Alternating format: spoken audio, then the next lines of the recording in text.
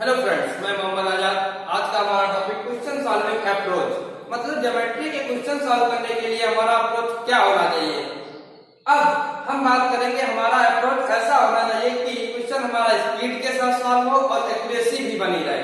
तो उसके लिए अगर अभी तक हमारी आपने प्रीवियस क्लासेस नहीं देखी है थ्योरी की, तो वो डिस्क्रिप्शन बॉक्स में उनका लिंक मिल जाएगा, वहां जाकर आप देख सकते हैं। तो हम बात करते हैं, मान लीजिए हमारे पास राइट एंगल ट्रायंगल है, क्या समकोण त्रिभुज है। अगर इसकी हमें दो साइड दी होती है तो तीसरी हम फाइंड कर लेते हैं। और फाइंड करने का तरीका आपने सीख रखा है, क्या पाइथागोरस थ्योरम। उससे तो सभी स्टूडेंट करेंगे, उनसे कुछ अलग करना और स्पीड में करना है। तो उसके लिए आपको बताते हैं कि 5 ट्रिपलेट है, वो याद कर लीजिए। आपको तीसरी साइड फाइंड करने के लिए कैलकुलेशन नहीं करनी पड़ेगी। लिखते हैं ना, 5 4 या 3, दूसरा है 10 8 6 13 12 5, फिर आता है 17 15 8, फिर आता है 26 24 10। इससे क्या होगा आपको बताते हैं। इससे होगा, अगर आपको दो साइड पता, तीसरी साइड आप पता कर सकते हैं विदाउट एनी कैलकुलेशन। देखिए कैसे, 5 और 4 तो तीसरी 3 ही होगी, ठीक, या दो ये और ये तो तीसरी 5 ही होगी, या ये और ये तो तीसरी 4 ही होगी। इसी प्रकार इनमें भी। अब आपके दिमाग में क्वेश्चन आ रहा होगा कि सर इनके अलावा कोई भुजा दे दी, तब क्या करेंगे। मान लीजिए जैसे 15 या 12 दे दी, अब कह रहे हैं आप क्या करेंगे। अब तो ये ट्रिपलेट है नहीं, तो उसके लिए थोड़ा समझिए। ए बी सी, ये पाइथागोरस थ्योरम को फॉलो कर रहे हैं। ए बी सी या राइट एंगल ट्रायंगल की साइड है, तो पाइथागोरस थ्योरम को फॉलो करेंगे, यानी कि सी स्क्वायर बराबर ए स्क्वायर प्लस बी स्क्वायर होना चाहिए, ठीक है। अगर ऐसा है तो इनके के ए कॉमा के बी कॉमा के सी, ये भी क्या होंगे, पाइथागोरस थ्योरम को फॉलो करेंगे और राइट एंगल ट्रायंगल की साइड भी होंगी। कब, जब ये चीज फॉलो करेगा एबीसी। तो इससे क्या, के और के मतलब यहां पर कोई न्यूमेरिक वैल्यू या उसका मल्टीपल देखिए है, तो के क्या है, कोई भी न्यूमेरिक वैल्यू हो सकती है, न्यूमेरिक वैल्यू। अब देखिए, अब इनके हिसाब से आपको देखना कितने टाइम्स है। ये देखिए 5 का 3 टाइम्स है, 4 का 3 टाइम्स, तो 3 का 3 टाइम्स कर लीजिए, आ जाएगा, यानी कि 9 होना चाहिए। अब देखिए क्या ये ट्रिपलेट है, 225, 12 का 144 81, ऐड करिए इनको देखिए, 5 2 2, देखिए बराबर आया 225 से कि नहीं। तो क्या ये भी ट्रिपलेट को फॉलो करेंगे। इससे अब आपको क्या होगा, राइट एंगल ट्रायंगल में कभी भी कैलकुलेशन नहीं करनी पड़ती। कैलकुलेशन क्या, जो पाइथागोरस थ्योरम बताती थी कि इसका स्क्वायर कीजिए, इनका और इनका स्क्वायर का ऐड करिए। ये आप इन रिजल्ट से ये 5 ट्रिपलेट याद कर लेंगे, तो इनसे आपका क्या हो जाएगा, पाइथागोरस थ्योरम बिल्कुल आसान हो जाएगी। विदिन 2-3 सेकंड में तीसरी साइड आप पता कर पाएंगे। कब, जब ये मल्टीपल समझ पाएंगे। मल्टीपल क्या, जितने भी टाइम्स होगा उससे। अब यहां से एप्लीकेशन क्या आएगा, इनका हमको एरिया वगैरह दे देगा या परिमाप दे देगा, तो आपको समझ में आ जाएगा कि कितनी कितनी भुजाएं मिली अगर एक दी है, ठीक है। अब बात करते हैं ट्रिक की, कैसे ट्रिक्स बनती है। तो एक हमारे पास मान लीजिए क्या है, त्रिभुज, एक त्रिभुज ए बी सी। इस त्रिभुज की आधार भुजा कोई है, मान लीजिए ये बीसी, इसके अंतः कोण का अर्धक कीजिए और इसी आधार भुजा के बाह्य कोण का अर्धक कीजिए। ये अर्धक एक दूसरे को कहीं काट रहे हैं। आपसे मान लीजिए ये कोण पूछा कि इन दोनों अर्धक का कोण कितना है, कब, जब ये शीर्ष कोण आपको दिया है, मान लीजिए शीर्ष कोण आपको 40 डिग्री दे दिया। अब आपसे कह रहा है ये कोण बताइए कितना होगा, कौन सा, इसका अर्धक और बहिष कोण का अर्धक, अंतः कोण का अर्धक और बहिष कोण के अर्धक से बनने वाला कोण। मान लीजिए इसका नाम ई है, अब देखिए होता क्या, इसका जो हाफ होगा वही होगा। क्यों होगा ये समझाते हैं। ये मान लीजिए और ये तो ये बी होगा, ये भी बी होगा। क्यों? क्योंकि ये रेखा समद्विभाजक है। ठीक, अब देखिए तो ये कोण आप पता कर सकते हैं, ब्रैकेट कोण 180 माइनस 2b। आगे ये ए बी सी तीन कोण होते हैं 180, तो आप इससे एंगल ए पता कर सकते हैं। देखिए पता करते हैं, एंगल ए बराबर 180 माइनस 2a माइनस ये होगा और ये माइनस को प्लस कर देगा 2b को। 180 से 180 कैंसिल, 2 कॉमन ले लीजिए, b माइनस a, ये आ गया एंगल ए की वैल्यू। देखिए और ये आपको दिए 40 मान लीजिए। ठीक, अब आपको पता ये करना है। देखिए पता करते हैं इससे बोलिए BEC, ये कोण और ये कोण ऐड करें 180 में माइनस कर दें, यानी कि एंगल E बराबर होगा हमारा 180 माइनस A माइनस 180। देखिए और ये माइनस प्लस हो जाएगा प्लस B, 180 180 कैंसिल, ये B माइनस A। देखिए इक्वेशन 1 और ये 2, इक्वेशन 1 और 2 से पता चला कोण E या E का डबल है या A का हाफ है। तो एंगल A बराबर का half equal to angle E। तो देखिए अब आपके सामने ये रिजल्ट आ गया और ये क्वेश्चन है। क्या आपको ये कोण दिया होगा 40 डिग्री और ये इसका अर्धक बता देगा और ये बहिष कोण का अर्धक। आपसे ये कोण पूछेगा कितना है, तो आप ये इतनी कैलकुलेशन ना करनी पड़े, ये रिजल्ट आप देख लीजिए क्या है, समझ लीजिए कि इसका हाफ कर दीजिए, वही ये आंसर हो जाएगा। अब हम बात करते हैं ट्रिक नंबर 2 की। मान लीजिए आपके पास ट्रायंगल ABC दिया है और इसमें किसी एक रेखा पर बनने वाले दो कोणों का अर्धक, वो भी अंतर कोणों का अर्धक। देखिए ये BC पर बनने वाले दोनों कोण थे, इनका अर्धक ये से बनने वाला कोण और ये शीर्ष कोण O। आपको A दिया, O पूछ रहा, मान लीजिए A दिया 60 डिग्री और आपसे O पूछ रहा, तो कैसे फाइंड करेंगे दिखाते हैं विदिन 2-3 सेकंड में कैसे पता किया जाए।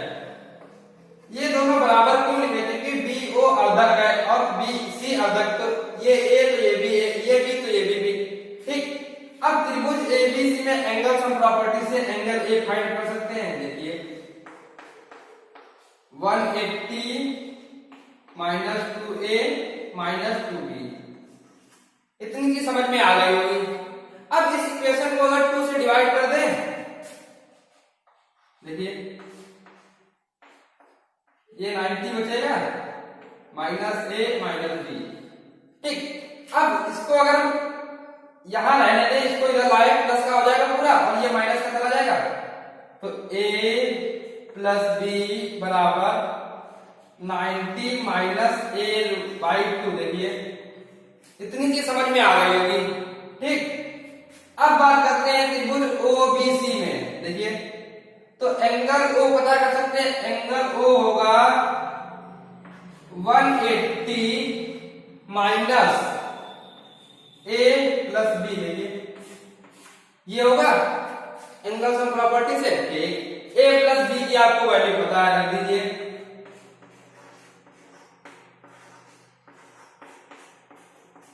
ये देखिए ये 90 plus A by 2 angle O। ये रिजल्ट मिला में कि क्या आधार रेखा पर बनने वाले अंतर कोण का अर्धक और शीर्ष कोण में क्या संबंध, शीर्ष कोण का हाफ करिए और 90 में जोड़ दीजिए। देखिए शीर्ष कोण का हाफ करिए और 90 में जोड़ दीजिए, तो आपको ये अर्धक से बनने वाला कोण पता चल गया। अब यहां से ये अगर न्यूमेरिकल में आता तो आप कह लेते कि 90 और प्लस 30 120, आप बता देते तुरंत ये 120 होता। ठीक, अब ये स्टेटमेंट में आता तो हम फंस जाते हैं। क्या कहेगा, क्या शीर्ष क्या ये अर्धक से बनने वाला कोण कभी 90 डिग्री हो सकता है? नहीं होगा। क्यों नहीं होगा?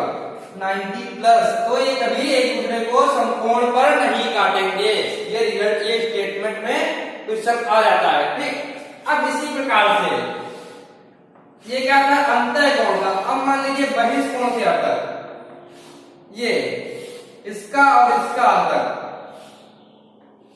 और ये ओ ये ए, तो इसमें भी संबंध है। यहां प्लस था वहां माइनस हो जाएगा। 90 माइनस ए बाई 2 क्या एंगल ओ। ये बहिष्कोण के लिए इसी प्रकार आप कर सकते हैं। तो यहाँ क्या करेंगे, इसका हाफ करेंगे, 90 में माइनस कर देंगे। तो ये भी कभी 90 पे एक दूसरे को नहीं काटेंगे। ये स्टेटमेंट में, अब अगर न्यूमेरिकल में आएगा तो फिगर बन के आएगा। इसका अर्धक और इसका अर्धक आपको दिया होगा, ये कोण दिया होगा। ठीक, अब बात करते हैं एप्लीकेशन ऑफ ट्रायंगल के सिमिलरिटी एंड कॉन्वेंसी का कैसे यूज किया जाए, दिखाते हैं आपको। मान लीजिए आपके पास एक ट्रायंगल दिया है ये,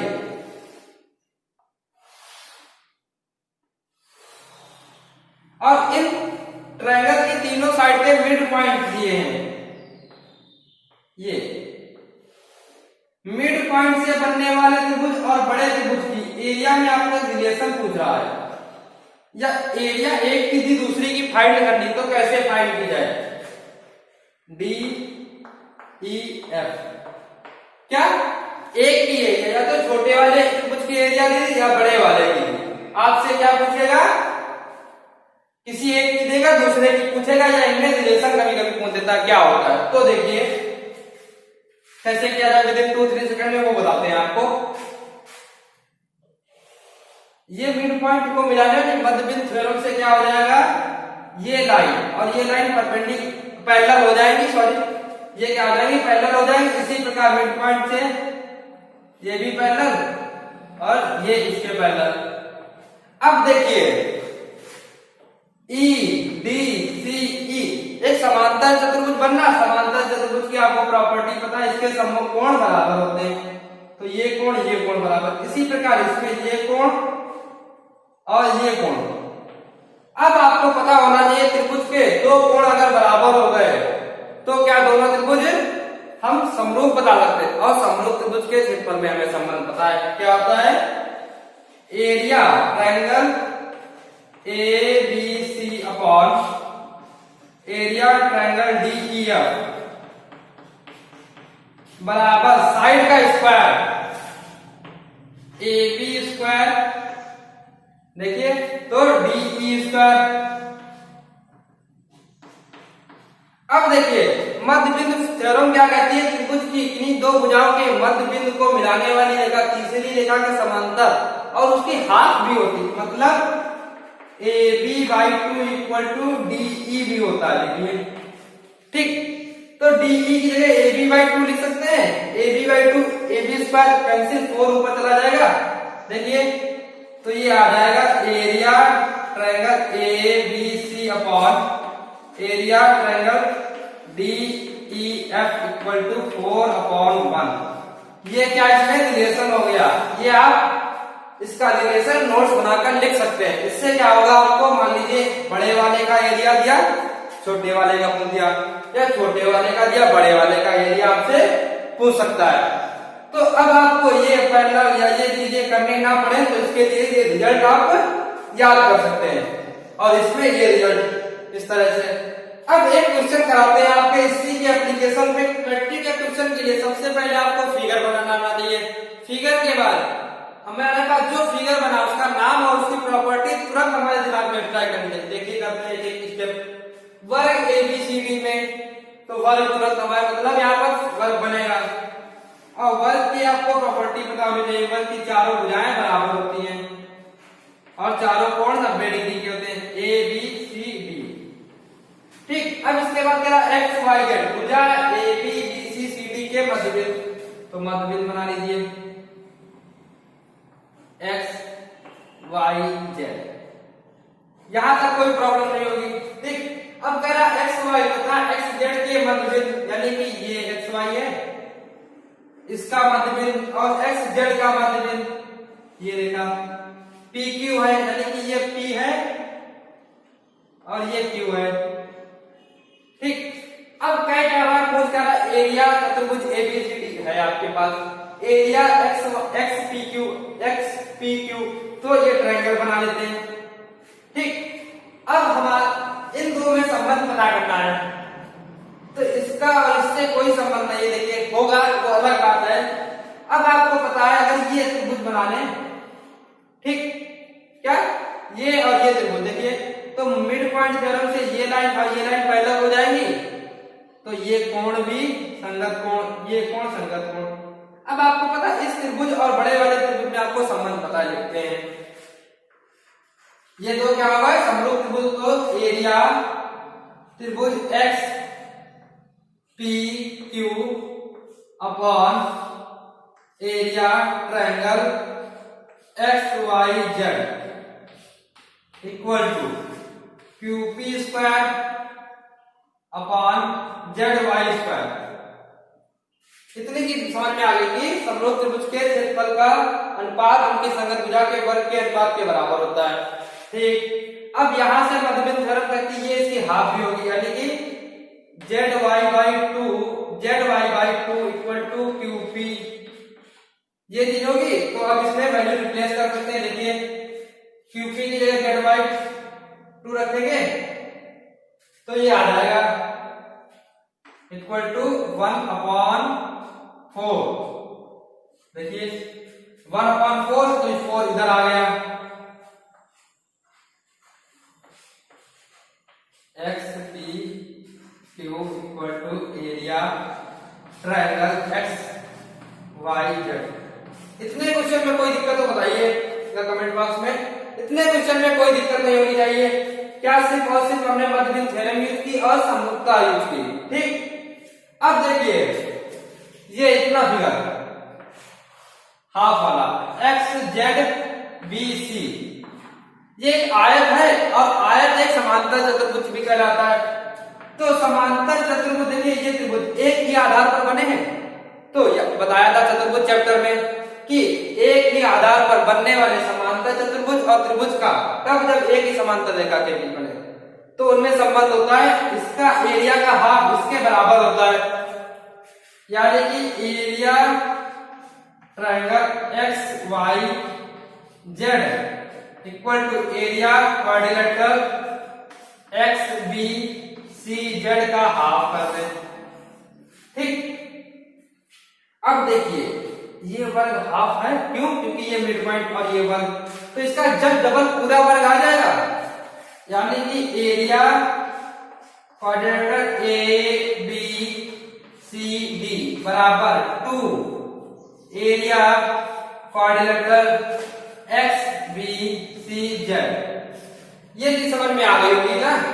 देखिए क्यों? क्योंकि ये मिड पॉइंट, तो आधा वर्ग इधर आधा वर्ग इधर, तो इस वर्ग का दुगना कर दे पूरा वर्ग आ जाएगा, यही क्या दुगना किया पूरा वर्ग लिखा है।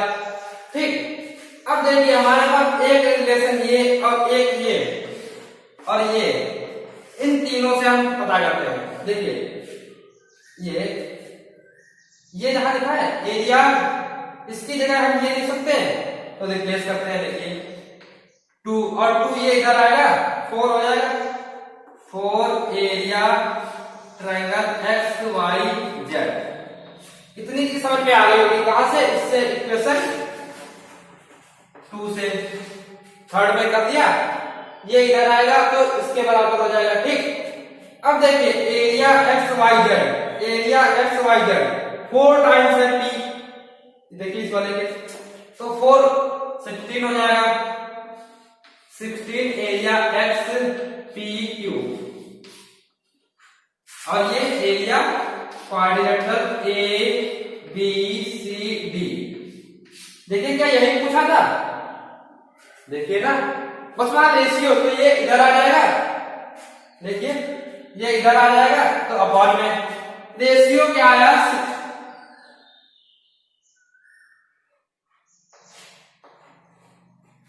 16/1। अब आपको अगर इसमें इसका एरिया दिया दूसरे का दिया तो आप पता कर सकते थे, रेशियो पता करके उसके बाद इस रेशियो में रख के।